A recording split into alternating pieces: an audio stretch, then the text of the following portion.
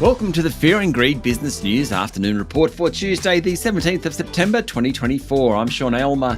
Every afternoon, we've got the 5 stories that happened today that you need to know about. Story number 1, the local share market pushed above 8,150 points for the first time today, before closing up 0.2% to 8,141 points.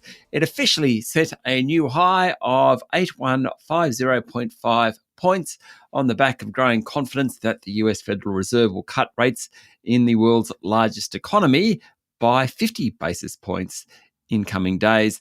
Overall, it was a fairly subdued session with not too much movement. All 11 sub-indices were higher, led by the tech index. The banks and miners were higher, while the retailers were mostly lower.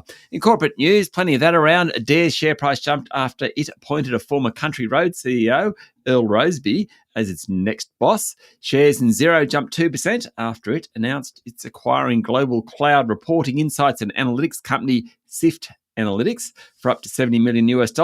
Shares in gold miner West African Resources jumped 6% after analysts at Macquarie upped their price target, and the share price of New Hope rose 4% after outlining a higher dividend, or a higher than expected dividend. Pacific Smiles Group's share price jumped 6% after 19.9% owner Genesis Capital upped its offer for the whole group, and the proposed Webjet demerger will go ahead after 97.6% of shareholders voted in favour of the resolution. Now, under the demerger, the company will be split into 2 ASX-listed entities: Web Travel Group, which will own the business-to-business arm WebBeds, and Webjet Group, which will run the consumer-facing operations, including Webjet OTA, GoSee, and Trip Ninja. Story number 2, the sentiment around iron ore prices is very negative at the moment, with the Commonwealth Bank warning prices may fall towards $80 a tonne. The problem is that there are piles of iron ore in China waiting for steel mills to come pick it up and use it. But the world's second largest economy, particularly its property sector, is in a lull, not quite a slump. I mean, the economy is still expanding, but just not as fast as it has over recent decades.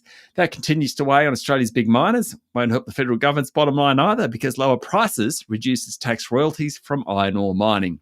Story number 3, Star Entertainment share price is suspended at the moment, having not filed its full year results by the August 30 cutoff, but there are media reports that its lenders are ready to bail the gaming group out.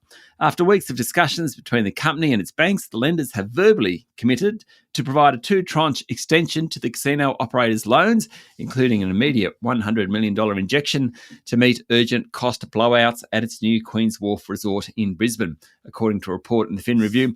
A second tranche worth about the same would be available to Star if required, and conditional upon Star also raising capital in other forms. The fresh funds are designed to give Star's directors and the company auditor, EY, comfort that the casino operator can meet its short-term expenses, which would allow them to sign the company's accounts. Star also needs to prove its financial viability to New South Wales's casino regulator by the end of next week. Story number 4, coal miner New Hope said full-year profits halved as coal prices continue to fall, but a decent dividend triggered a 3% jump in its share price. New Hope owns thermal coal mines in New South Wales and Queensland, and said it sold its coal for an average price of $183 per tonne in the year to July 31.